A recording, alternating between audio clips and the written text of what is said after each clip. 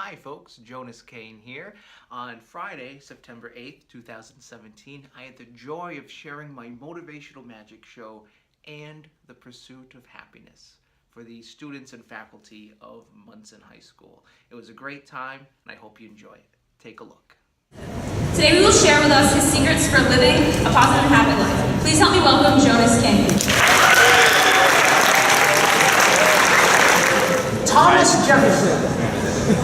A man that it's been like 200 years since he died, and this is the guy that we're still talking about today. He wrote in the Declaration of Independence, and I quote, "We hold these truths to be self-evident, that all men are created equal, they are endowed by their Creator with certain unalienable rights." It means they can't be taken away. I had to look it up. And among these are life, liberty, and the pursuit of happiness. Now, presuming this statement is true, and I can understand there could be arguments against this statement, but assuming it's true, I'm interested in those last 5 words, and the pursuit of happiness. And my question is, what is this happiness that we have the right to pursue? Well, there's lots of different possibilities. Perhaps this happiness we talk about, it could be a physical feeling, like a sensation. But then we have to wonder, is this a good feeling, a physical sensation that's just a singular sensation? Or is it more of a spectrum of sensations, like the varying different degrees of pleasure? Or perhaps it's not even a physical sensation. Maybe it's more of an emotional or a psychological or more of an attitude or a mood that's determined by your past, your present, and your future, or potential future. Or maybe it's not even this sort of feeling at all. Maybe it's more of living an excellent and good human life, fulfilling all aspects of a virtuous life. Now this sounds nice. But then we have to wonder, well, who's in charge of determining what virtues we should live by? Should we have the objective approach, which says that we have a certain checklist that we all agree on, that if we fulfill all these, we check off all these boxes, and that means we're happy? Or should we take the subjective approach, that we let each individual person decide for themselves what makes them happy? Now, if we choose this approach, are we prepared to say that people have the right to pursue happiness, even if this right involves harming others by lying, cheating, and stealing and so forth? Yes. That's your right, I suppose, right? If that's the way that we choose. But if we're not prepared to say that, some of you say yes, some of you say no. If we're not prepared to say that, then the only other option that we have left is the objective view of happiness, where we have these boxes that we have to check off. If you achieve these, then you're going to be happy. But the question becomes, is it possible for someone to be happy even if they're not pleased with the state of affairs of checking off all these boxes? What if all these things that are supposed to make us happy don't make us happy? Can you be happy even if you don't feel happy? No. Well, here's what's going to happen. I have been studying happiness for the majority of my life. And I'm very excited to share with you folks a secret about happiness that I have stumbled upon. And it's inside of this box. Oh yeah, he's excited. What's your name, sir? We have Justin is very excited. Justin, will you please join us up here for a moment? Give us a nice. Justin, you're going to guard this box. You're going to guard this box. You're going to make sure nothing gets in, and make sure, I don't know if it'll fit in your pocket. But here's what's going to happen. We're going to do a quick card trick. Before we open, you see it's locked with a combination lock. In order to understand what's inside, we have to talk about a few things. We have to do a few things. First off, we have to do a card trick. Everyone go. Justin, you're going to choose anyone here to choose a card. Oh, he instantly points to this guy. What's your name? You don't have to come up here. What's your name? Chris. Ladies and gentlemen, we have Chris.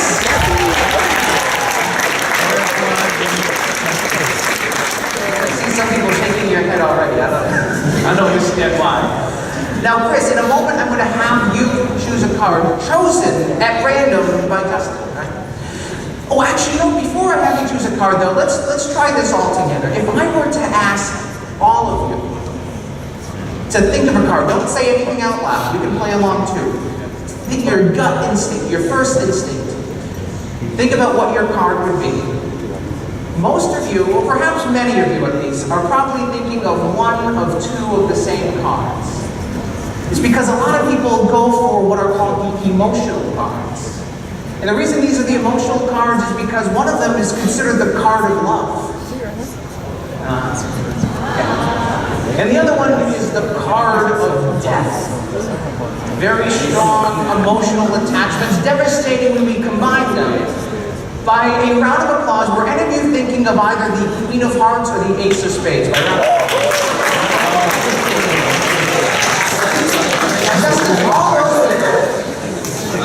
All are the emotional. If you weren't clapping, that's because you are rational beings, not ruled by your emotions, right? But Chris is going to choose a card not based on his past experiences, not based on rationality, not based on emotion. Instead, you are going to choose a card at random. As I shuffle through the cards, you're just going to say stop. Wherever you say stop, that's going to become your card. Just say stop at any point. Right there, take a look at your card. Do not say it out loud. I'm going to show the people around you as well, just in case you forget. Now, Chris, you're going to choose one other person. Choose anyone else here. Everyone becomes your best friend. Right over here. What's your name, sir? Dylan. Dylan. Now we've never met before, right? You look so happy about this too. All right, Dylan, same idea. Just say stop as I shuffle through the cards. Right there. Take a look at your card. Do not tell me what it is. I'll show the people around you. So we have two cards picked. We're going to have one last card picked. Just say stop as I shuffle through the cards. I'm going to say take your time. I'm paid by the hour. Take a look at your card. Do not tell me. I'll show the people around you as well. Have you remembered your card? All right, here's what's going to happen. I don't even need the cards. Because I'm going to try and figure out what those cards are by writing them down on this note card here. If you chose a card, raise your hand so I can remember where you are right over here. Oh, there you go.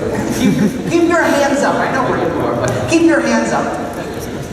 I'm going to write down some cards. And if I say your card, you're going to lower your hand, and in your loudest voice, you're going to say, yes, that's my card, when you hear your card. All right, so we have Dylan, Chris, and Justin. We have the Three of Clubs.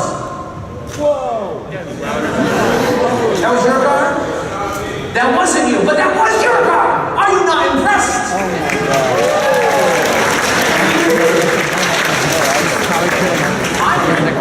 This doesn't always work. All right. King of Hearts. That was Dylan. He was a little more excited than Christmas. The King of Hearts. All right, last but not least, ladies and gentlemen, Justin's Jack of Spades.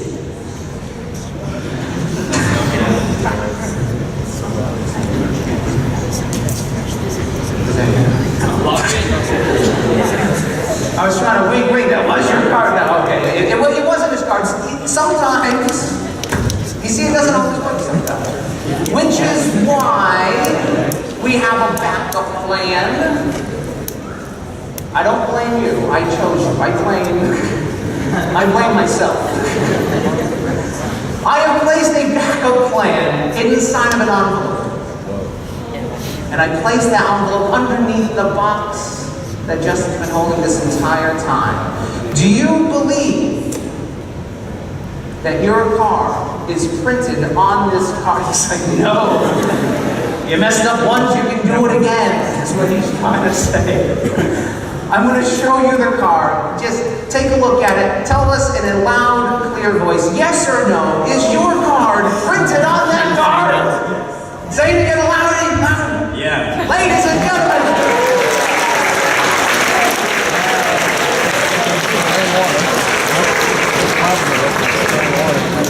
I failed once, but I redeemed myself. Okay, he's laughing. And the reason he's laughing, and the reason I'm not showing you this card, is because every card is printed on this card.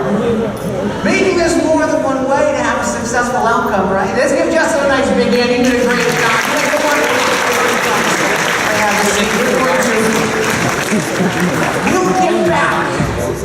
We'll get back to that box in just a moment.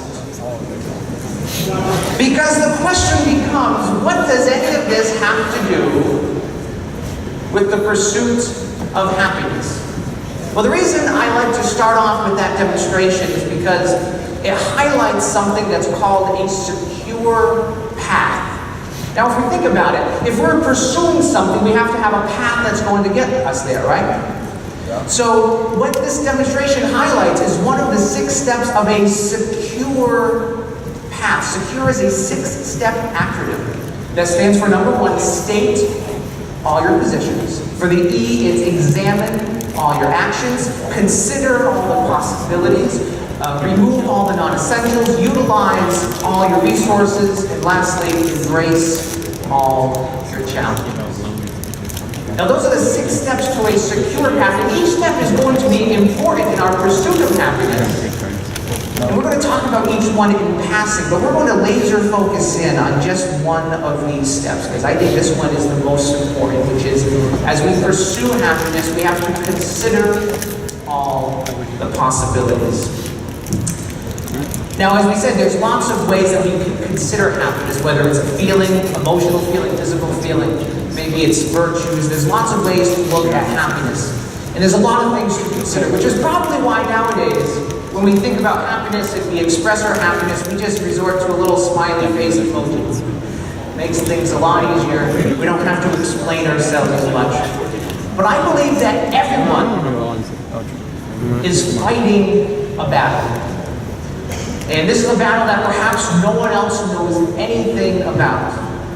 And this battle that we're fighting, it's just as important to them as my battle is to me and your battle is to you. And having fought my own battles over the years and having nearly lost a number of them, in fact, I'm pretty sure I lost several of them, I have gained a perspective and an insight into what it means to live a positive and happy life. And I'm excited today to share with you my stories. And as I share with you 3 of my stories, I'm going to encourage you to reflect on your own understanding of happiness and see how these stories either support and strengthen your understanding, or perhaps they challenge your understanding of what it means to be happy. Does that sound good? Yeah? Yeah. It's my favorite answer. Now, to get us all thinking along the same path, I have a little demonstration that's kind of a magic trick, but it's also kind of hypnosis. Everyone goes. I want to make sure the majority of you can see the center of the hypnosis. This was invented as an effective tool for inducing a state of hypnosis. Now, this demonstration only works in one of 2 ways. One, it works if you want it to work, and I encourage you to at least play along, but it also only works if you focus on the right things. And the right thing to focus on is the center of the hypnodisc. Everyone stare at the center of the disc and breathe calm and breathe deep. As you begin to fall under the spell of the hypnodisc, you may experience a tingling sensation throughout your body. Don't worry, that is completely normal. Breathe calm and breathe deep. For those of you who fall completely under its spell, you may begin to experience the visual expansion of the world around you. As I count backwards from 3 to 1, when I get to 1, you will fall completely under the spell of the hypnodisc. And when I get to 1, and only when I get to 1, you will look away from the disc and you will look me in the eyes. 3, you were getting sleepy. 2, you were very easy. 1, look me in the eyes.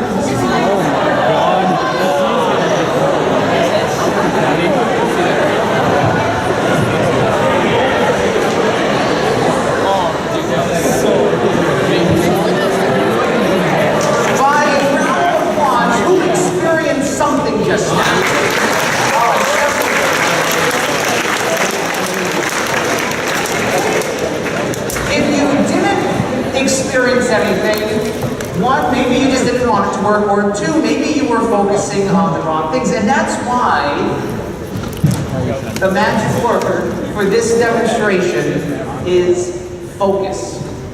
And that's the focus of my first story. Back, it was 10 years ago this year, it was February of 2007, I was on tour with a band. I was their opening act doing my magic show.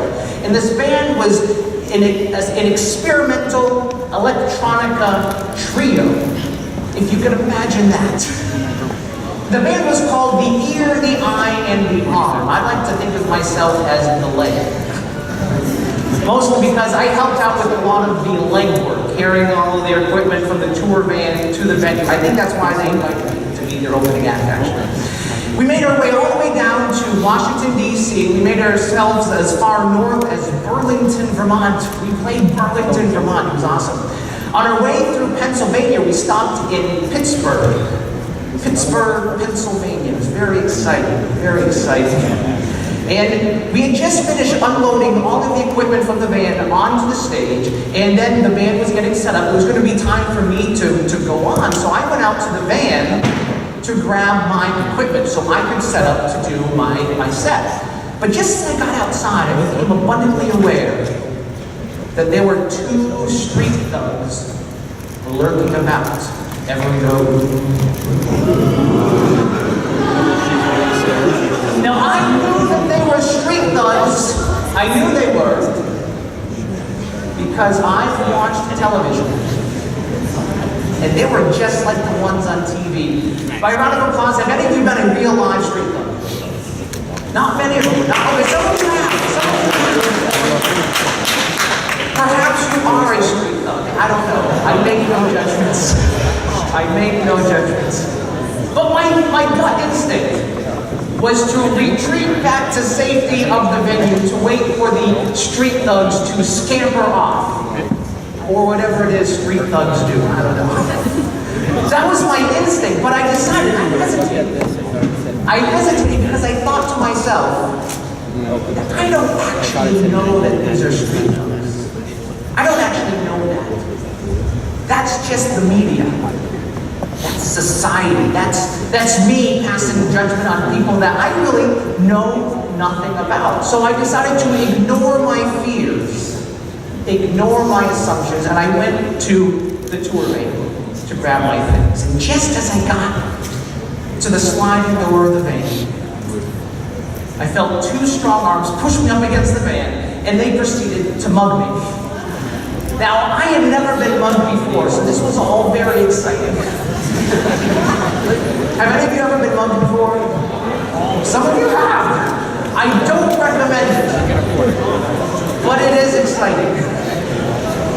This whole thing happened very quickly, and before I knew it, the thugs were scampering off with my wallet. It turns out they do scamper. That's what they do. I was in a bit of a daze. I was kind of in shock, but I had finally grabbed my suitcase and walked into the club. And just as I walked into the club, it was just in time for me to go on stage to do my opening act. And so I got on stage and I started off by saying, so I was just mugged outside. And they just laughed. They thought it was part of the show. I said, no, it sucks to be here. I want to go home. I don't want to be in Pittsburgh, Pennsylvania anymore. Now again, this whole thing happened very quickly. I didn't process everything right away. And it took me really a few days. I had to journal about it. I had to find a safe space to think about my feelings and talk it out. But when I did finally process my thoughts, I realized something, and this is one of the points of this story. I realized that the muggers, these thugs, were actually rather kind. They were as kind as muggers can be. You see, this is what happened. It was all in their words. They chose their words very carefully, or at least it came out that way. These are the words that they told me after they shoved me up against the van. They said, "Stay cool. Give it up." Now you got it, didn't you? Right? Stay cool. Give it up. In order to stay cool, you have to originally be cool. They thought I was a pretty cool guy.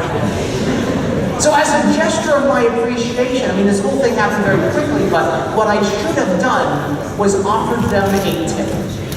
I know the standard's, what, 15, 20%? I mean, they took everything anyway, but what I should have done, what I could have done, if it wasn't so quick, I could have offered them the PIN number to my debit card. That would have been a nice gesture of my appreciation for this kind of mugging experience. But here's the real point of this story, though.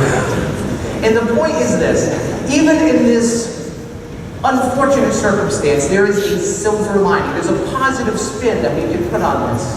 Because I now know the true meaning of the name Pittsburgh Steelers. Some of you appreciate the pun, thank you. Some of you are horribly disappointed. This is a true story, though. This actually happened to me. And I tell you this story partially for the ridiculous pun, but also because it highlights this magic word of focus that I was mentioning earlier. I used to do this demonstration as part, or this joke, as part of another presentation. And at one point, someone came up to me after the show, and he told me that he loved the Pittsburgh story. He said that it really resonated with him. I asked him what it was that resonated so much with him, and he told me that had he been in that same situation, he wouldn't have been able to find a way to laugh at it. Now, until that moment, I didn't really think that my way of thinking or my way of seeing the world was in any way different, but it really got me to thinking that you could take two different people and put them into the same situation. One person can walk away from the experience feeling bitter, and the other person can walk away almost fascinated by the whole thing. The magic word is focus. What I'm suggesting is that regardless of the circumstances, regardless of the criticisms that we find ourselves in, there's a way that we can put a positive spin on things. We can look at it in another way. Now, we all have our own examples of how easy it is to lose focus, to not focus on the wrong, we focus on the wrong things, we miss the important opportunities that are right in front of us. This is kind of like the age-old question, what do you do when life gives you lemons? What do? You make lemonade. That's the answer I'm looking for. One of my friends in high school, and this is also true, one of my friends, Paul Allen, he was kind of a jerk, but he was my friend. But old Paul Allen, he was a realist. He was a pessimist, but he would call himself a realist. He would say, when life gives you lemons, just get a new life. Just cut your losses. Now, I was never a realist, so I never listened to my friend Paul. I listened to the advice given by the comedian Stephen Wright. Ever hear of Stephen Wright? Some of you have, some of you haven't. He has excellent advice. He says that sometimes even when you lose, you actually win. Kind of like when you play a game of musical electric chairs. It's a game you don't want to win. It's a game you shouldn't even be playing. I call this approach the lemonade approach, and we're going to unpack this idea using a magic trick / riddle. Do any of you like riddles? I hate riddles. I can't stand them because I can never figure them out. But what I do like doing is I like getting the answer and then analyzing the setup. I like analyzing the riddle itself because the words in the riddle are meant to give you clues, but they also confuse. So here's the riddle. Oh, also it helps with magic and with riddles to have a good imagination. So if you have a good imagination, you have a good chance of figuring this out. You're going to imagine that I have 3 little white plastic cups face down on this stool. Can you see the little white plastic cups on the stool, yes? Most of you can. I'm seeing some people like, no. luck. Oh, I also have a little red ball. I know, it's crazy. The ball starts off inside of my pocket. Now, because I'm a magician, I can magish the ball out of my pocket. I like to make up words. I'm magician the ball out of my pocket and I'm placing it underneath one of the cups. Now, because I'm a magician, you don't know which cup has the ball. You didn't see me do it because I've been practicing this trick. So you have to try and guess. You have to try and figure out which cup has the ball. Now, mind you, you can only choose one. Do you think the cup or the ball is underneath cup number 1, cup number 2, or cup number 3? If you think you have the answer, don't say anything out loud. Just think about what your answer would be. And if you have an answer, raise your hand. I'm going to call on a couple of you to give an answer. We have, I see, let's go way in the corner over here. Yes, what's your name, sir? Logan. Logan has an answer. What cup has the ball? 1, 2, or 3? Cup number 3. Now, before I show you if it's underneath cup number 3, why is it under cup number 3? Because that's what I think. I think good words, right? Good thoughts. All right, cup number 3. Let's take a look and see. Everyone, drum roll, please.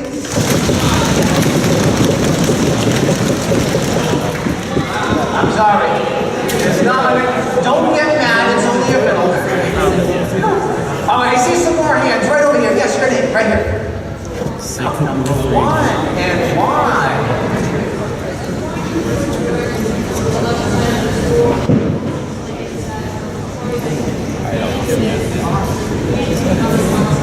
Okay, what's your name? Althea, okay. In case you didn't hear, she's saying that I sort of gave clues, like I was pointing at cup number 1, I held up one finger, right? So those are some nice clues, right? The words are meant to give you clues, but also confuse, but you're watching very closely. Let's take a look and see. If it's underneath cup number 1, drum roll, please. We have a winner!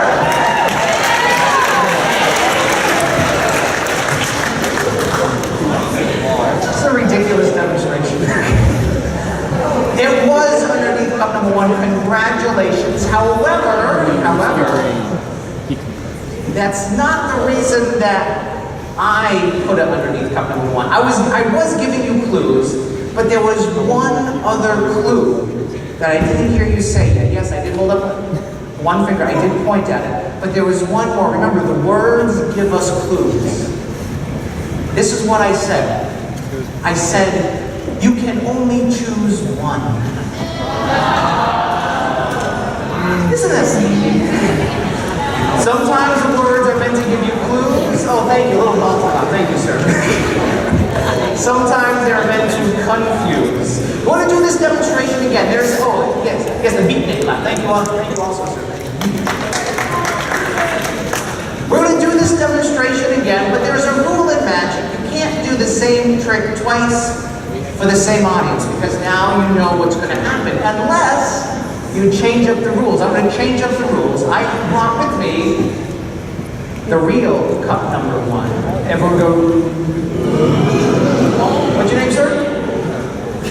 Will you just take a look at the cup? Yep, just make sure that there's nothing hiding inside. Just a, by the way, if this cup happens to look like a toothbrush holder that you might find at Walmart, purely coincidental. It's a good cup. Thank you very much. Appreciate it. Oh, I also brought with me the little red ball. All right, we also take a look. Now, if this little red ball happens to look like a cat's toy, purely coincidental. Ladies and gentlemen, we're going to do this demonstration again, but this time just with one cup. This is going to make it easier to do, and now you can actually see it. The ball starts off inside the cup. The ball goes inside my pocket, and I'm going to magish the ball out of my pocket and place it underneath the cup without you seeing. Make sense? All right. Are you ready? Are you sure? Would you like to see it again?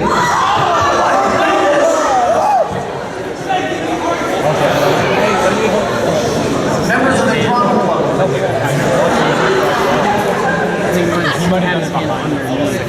That was a little match. You didn't know what to expect. Even though I told you what to expect. When I do this again, this time the ball starts off inside the cup. Give it a little shake. The ball goes back inside my pocket, but this is when I start to get nervous because you've seen me do this 2 times already. You saw me do it invisible, you saw me do it visibly. Now you kind of have a chance to figure out what I'm doing, right? It was all in the words. I said that I was placing the ball inside my pocket. But you didn't see the ball go inside the pocket. I just said that I did. Sometimes the words are meant to give you clues, sometimes they're meant to confuse. The logical conclusion is the ball is still underneath the cup. I mean, it's not, right? It really is inside my pocket, but this is what I wanted us to understand. It's that no matter what our assumptions are, with magic, it's meant to remind us of one or two, to always be surprised, be open to surprise. If we thought the ball was going to be underneath the cup, I would have showed you that it was actually inside my pocket.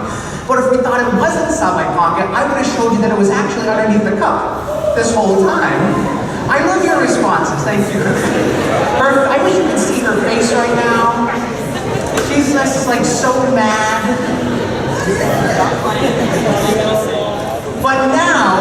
But now we understand. There's more here than meets the eye. There's more than just the ball, right? There's more than just one ball. There's more than just the cup. What's your name? Sophia. Sophia, what is the other thing that we have here, other than the ball in the cup? She's just so confused, she says. She has no idea what's happening. Oh, I heard someone say, what is it? Not the elbow, that's the lemon we were talking about. Whoa. Give her a nice big hand. There we go. Yeah, it comes with light and gives you lemons. What do you do? You make lemonade.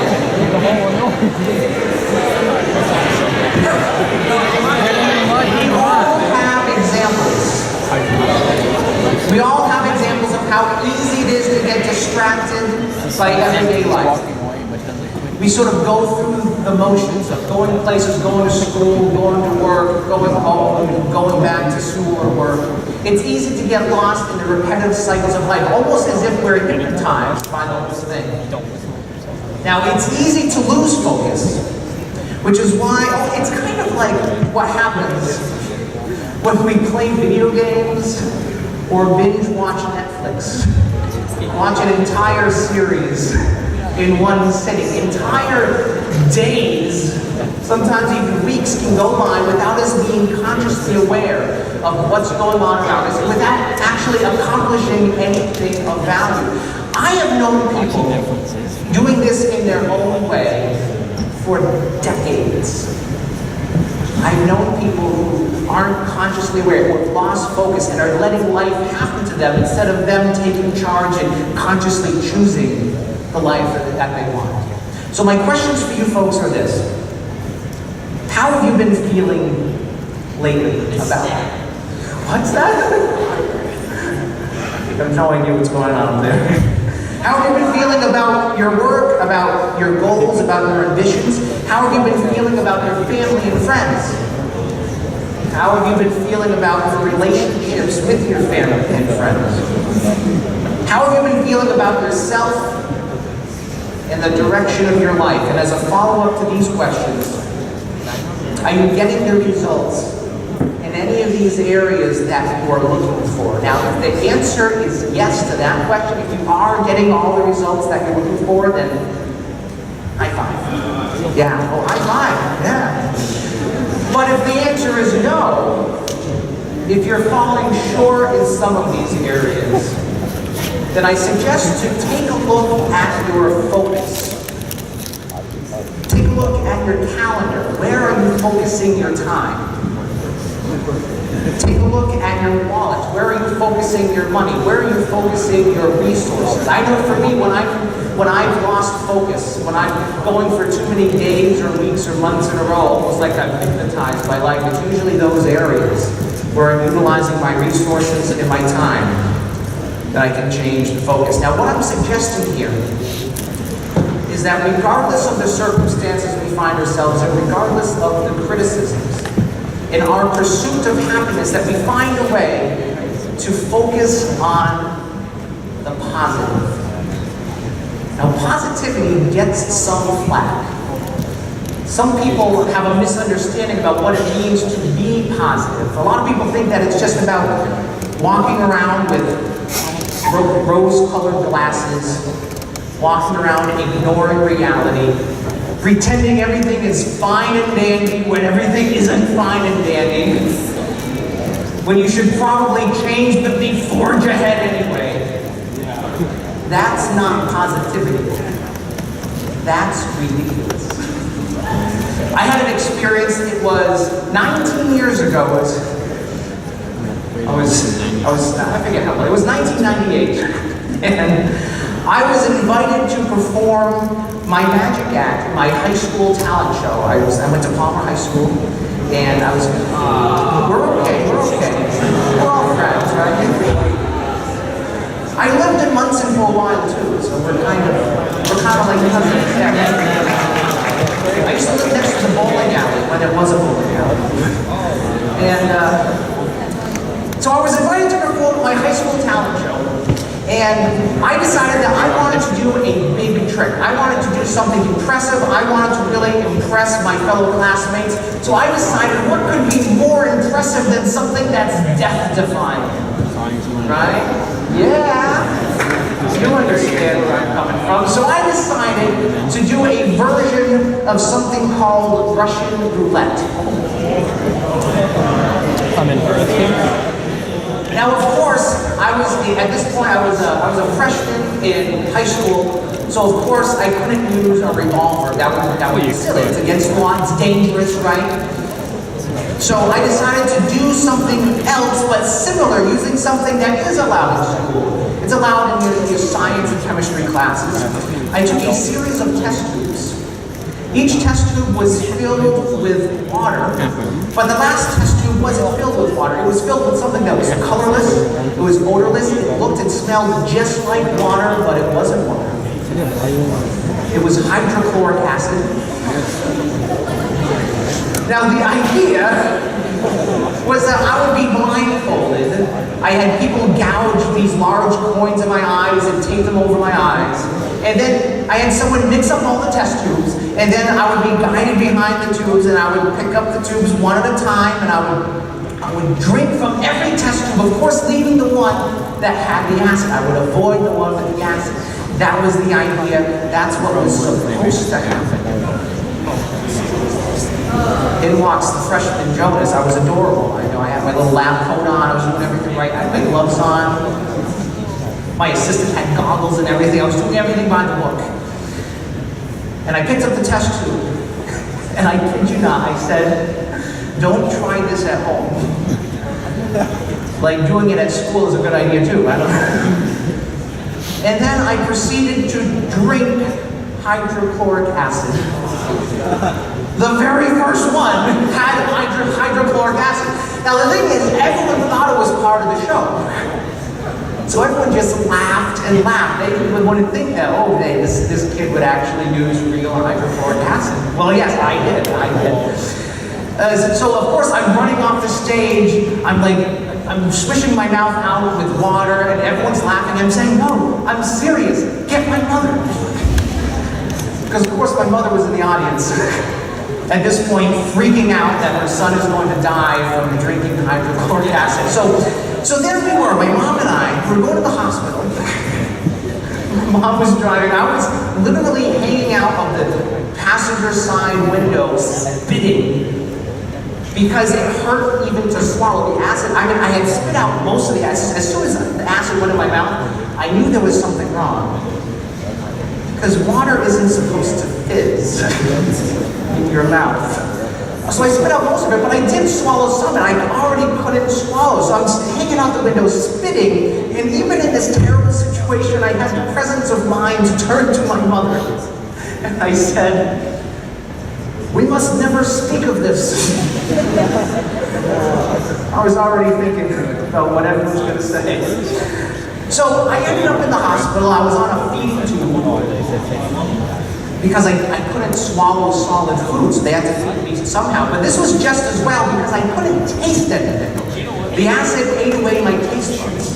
The doctors called it a bald tongue. It's very rare, very rare.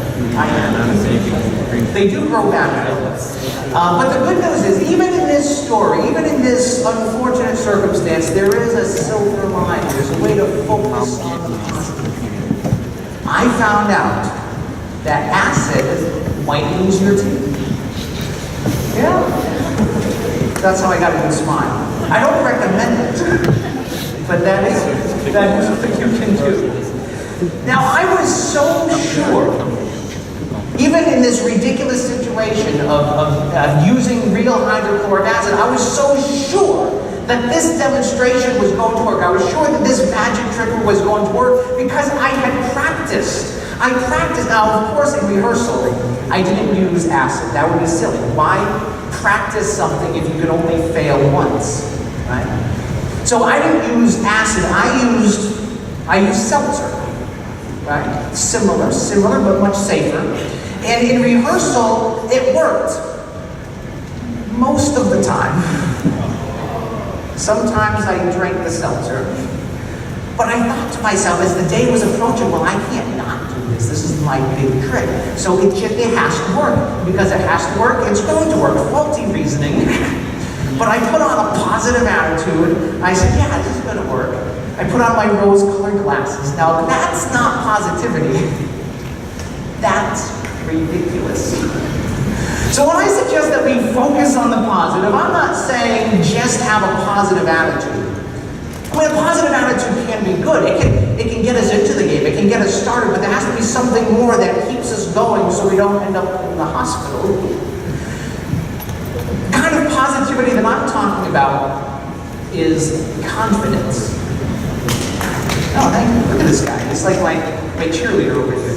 Thank you. Think about it. When we say that we're positive, do we mean that we're not sure? Do we mean that we only think something is so? Do we mean that we only hope it is the way it is? Or does it mean that we are confident? Well, of course, it means that we are confident, right? It means that we are sure, and when we're sure, it's because we know the truth, which is why positivity, in this understanding of positivity, can only reflect reality. But this is where I wanted to bring this.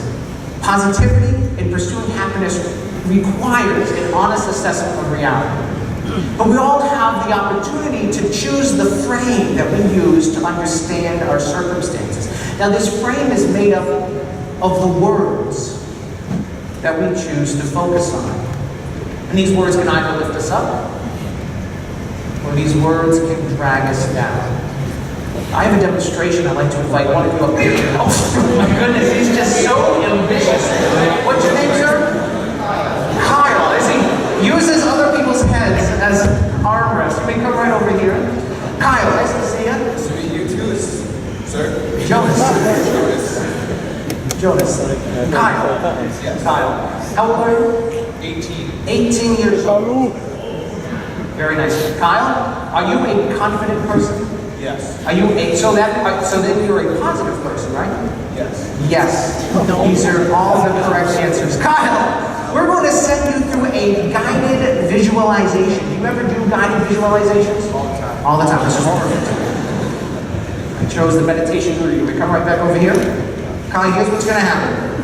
I'm going to place this little wooden box. This is, by the way, this wooden box is a replica. This is a true story. Google it later. This is a replica of a box that was used in the 1800s by a French magician named Jean-Eugène Robert Houdin to quell an Algerian rebel by the marabouts. It sounds ridiculous, but it's true. A magician stopped a rebellion without any bloodshed. You can step right behind the stool, just place one hand on either side of the box, and then lift the box just about a couple inches. Make sure you can lift the box. Can you lift it? Yes. Very nice. You just go slime there, it's fun. All right, here's what's going to happen. I'm going to have you close your eyes. You're going to close your eyes.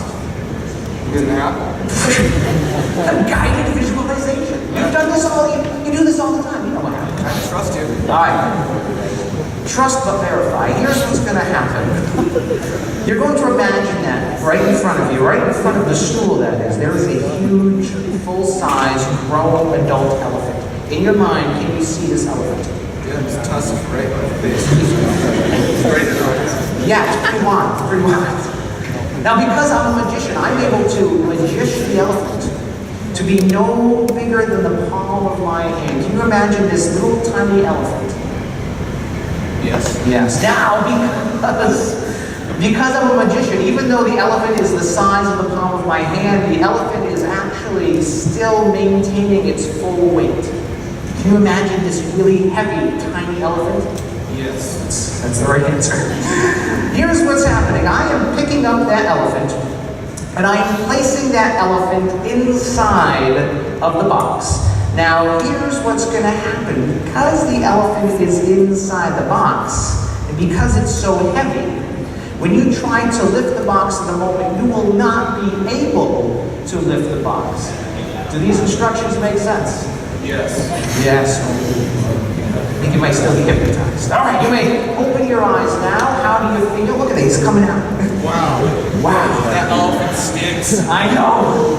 Now, just like before, a hand on either side, just lift it about the same height. Don't lift it too high. Just make sure you can lift the box. You did lift the box, but it was really heavy, correct? It had some weight to it. It had some weight to it. Let's give him a nice big hand.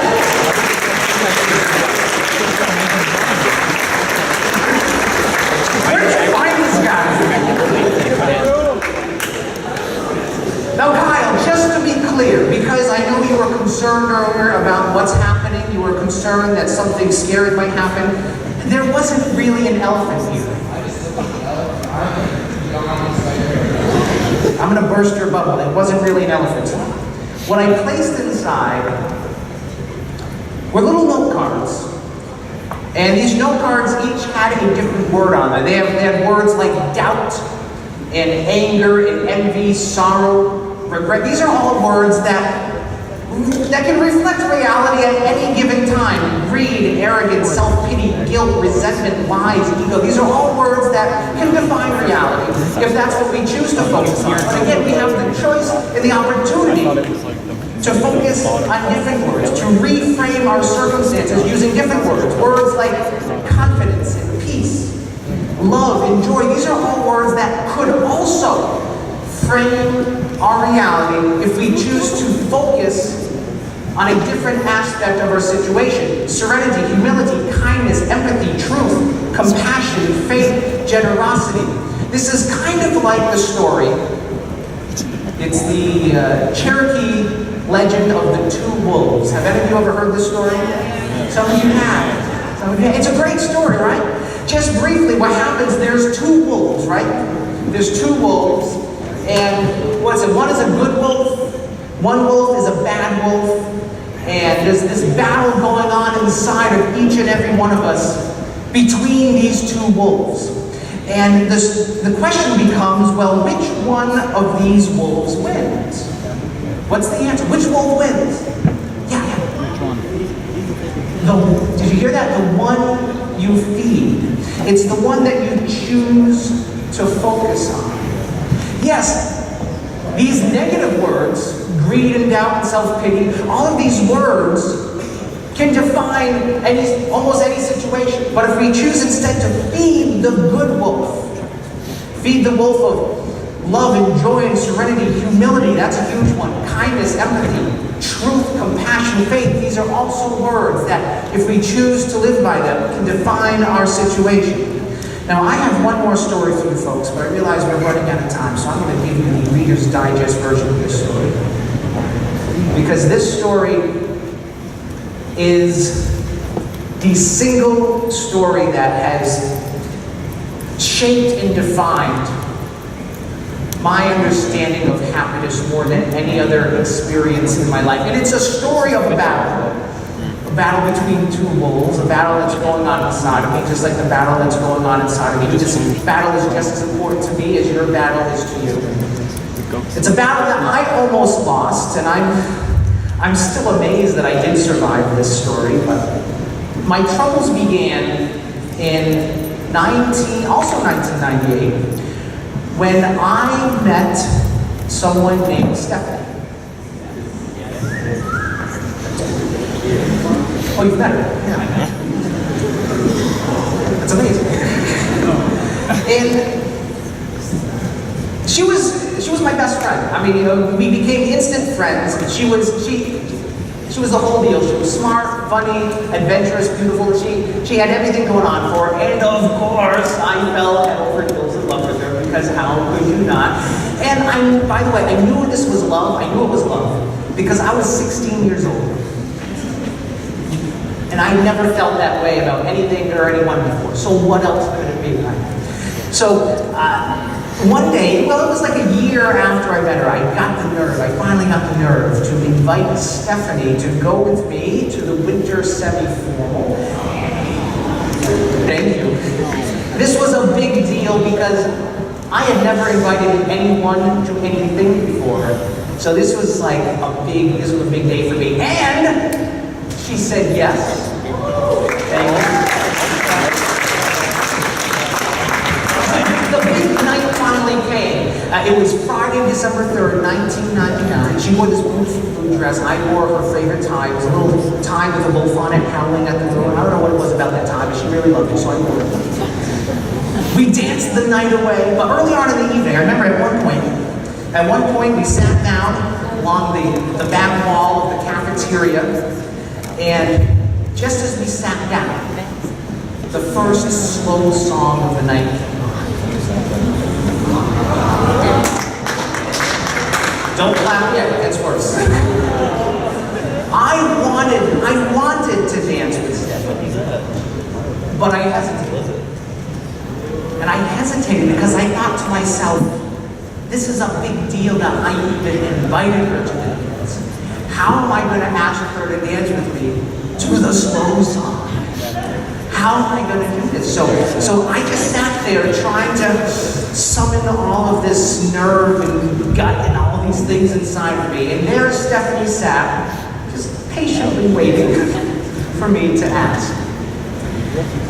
And while we were waiting, this other guy walked up. Out of nowhere. And asked Stephanie for a dance. I was like, who does this guy think he is? And she said yes. I know. So there I sat, sulking in the corner, as they went off dancing, happily living their lives, la-di-da. And I remember when the song ended, Stephanie came up to me afterwards, and she said, Jonas, I'll always remember these words. She said, Jonas, if you want to dance with me, all you have to do is ask. Inspired by that conversation, it was maybe a week or so after that, I got the nerve to tell Stephanie how I felt about her. And I asked her if she felt the same way. She said no. That's right. She said, Jonas, we're just friends. Friend zone. But I told you know what I told her? I said, Stephanie, that's fine with me. As long as we're friends, as long as you're around, that's good enough for me. So, for the next 7 years, I'm a very patient man. I got busy doing something else. I got busy working on my magic act. I would practice my craft, go to conventions, go to networking events, get my business cards in the hands of other people. This is how you get patient, you get busy doing something else. And all of this hard work paid off. And after all this hard work, I got an email from the producers of NBC. This is a true story. It was their first season of America's Got Talent. They were looking for variety acts to perform on the show, and they wanted me. They wanted this guy. I was like, oh, thank you.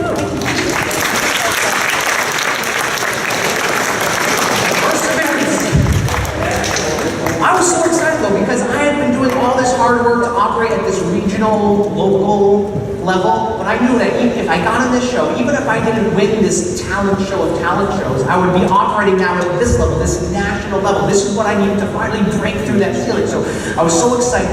I hopped on a train, I got my best magic trick, I got to New York, I got in this line that wrapped around the block several times, and I just waited in line, and I waited, and I waited, I was very patient.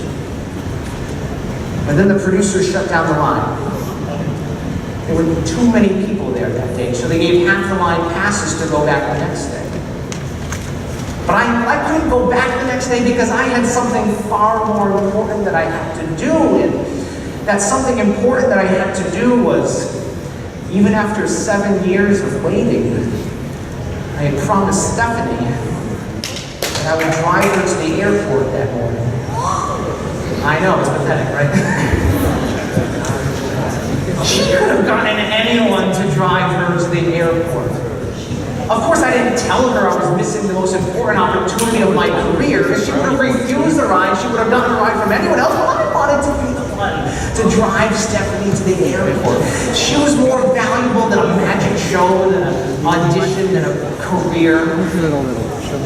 And this is part of the moral of the story here. I'm glad that I put my values in order. I'm glad that I decided for myself what's important to my pursuit of happiness, because just the following year after this story, Stephanie came up to me and she said, Jonas, I'm in love with you too.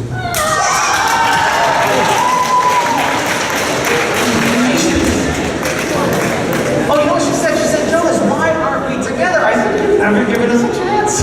Why do you think? Why do you think? Everything, from then on, everything happened quickly. We quickly got engaged to be married. And then we went on our first date as a couple. We did things a little backwards. It was a little backwards. But that weekend, it was Labor Day weekend. It was 10 years ago, just this past weekend. This is completely true. We went up to Lake Winnipesaukee in Laconia, New Hampshire. She had never been on go-karts. 26 years old, never been on go-karts. We went on the go-karts. She had never been to the drive-in movie. I took her to the drive-in. We went rock wall climbing. We went on the bumper carts. We played arcade games. We laughed and smiled and we danced. Oh my goodness, we danced like every chance we could. And then it was the most happiest time, happiest weekend of our lives. And then just 2 days after we got back from the happiest weekend of our lives, very quietly in her sleep, Stephanie died.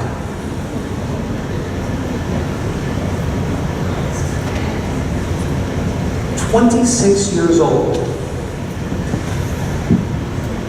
And there was no warning for her aneurysm. I thought that I was going to die too. Just of a broken heart. And when I didn't die, I was so mad, I was so angry that I turned to alcohol to do it for me. So I didn't understand how this could happen and that I could still be alive.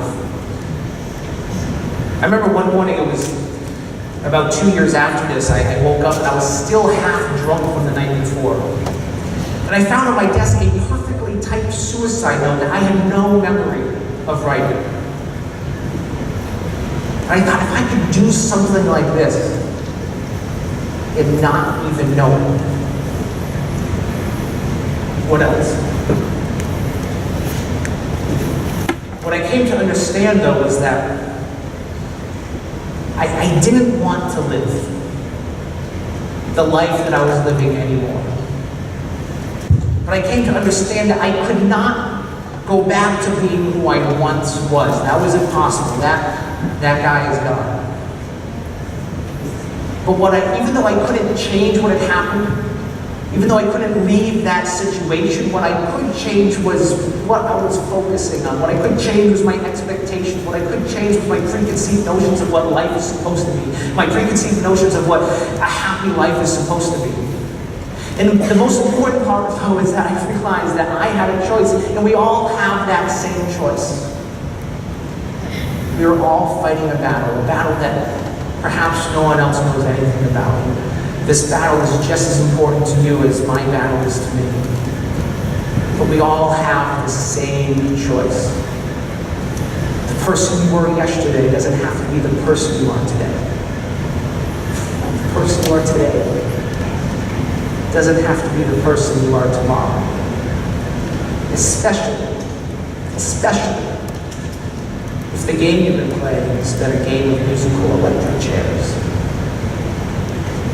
We all have the same choice to choose the frame that we use to understand our circumstances.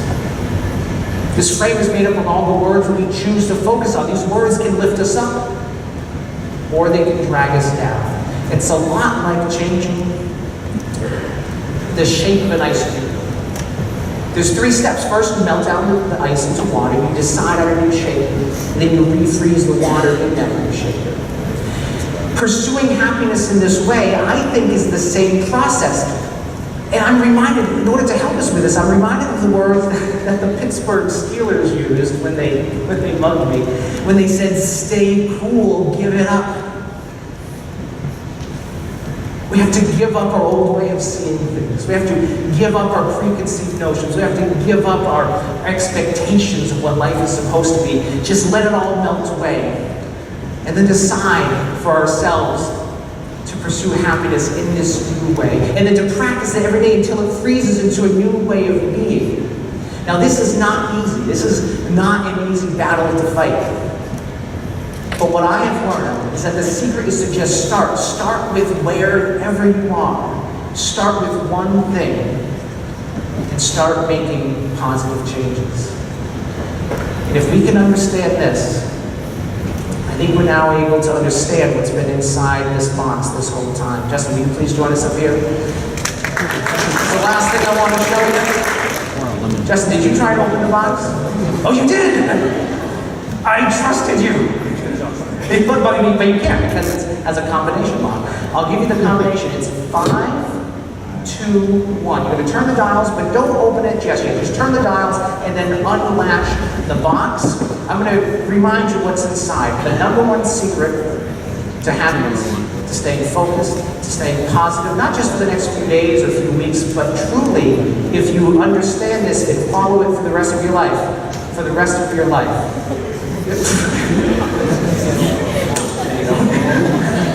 Now don't open it just yet. You're going to put the box down here. You're going to open the box and you're going to peek inside, but not yet. You're going to peek inside of what you see. You're going to think about what you see. You're not going to say anything. You're just going to peer inside and see if you understand. You may open the box now.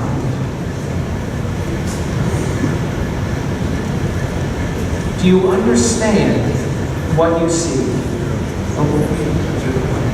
I think you were shaking the box too much. Do you understand what you see? Don't say, what it is just yet. This is not just the cause of all happiness, but it's also the cause of all suffering. What's inside this box? It's the cause of all tragedy, but it's also the solution. Do you understand who you see in there? Who do you see? Yeah, I see myself. He sees himself. He's a very small man. Very small. You can take it out now and show everyone what it is. It is a mirror.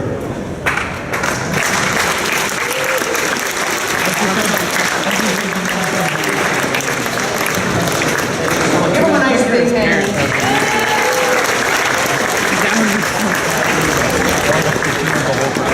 No one else can make you happy. Nothing in life can make you happy. Only you can do that. In order to have what you've never had, you must be willing to do what you have never done. And only you can find that motivation to do it for you. Other people can inspire you. Other people can influence you. But truly, only you can do this. If you're still not convinced, even after hearing these 3 stories, I have one last parting gift for you. When life gives us lemons, you make lemonade. Don't run from it. Don't try and change it. Face it head on. Because this is the deepest secret that nobody knows. This is the wonder that's keeping the stars apart. Whatever you'd rather not face is precisely what you must face. Because when you do, when you get to the very core, it's there waiting for you where you've been looking for this whole time. There's a playing card rolled up in the center of the lemon. No. Justin, what was you chose a card early. What was your card? The Two of Hearts. It's a little lemony. It's a little slimy, but it is the Two.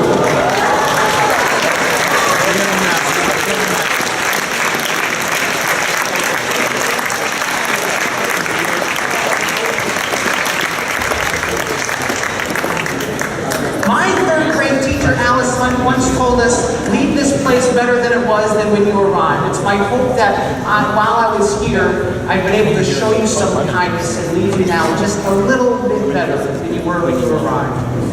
My name is Jonas Cain. Remember, stay cool, give it up. I'll see you next time.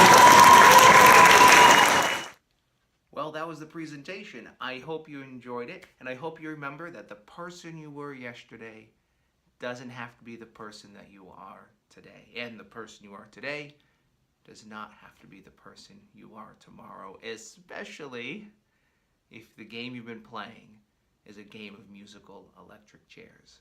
Until next time, stay cool, give it up. My name is Jonas Cain. Peace.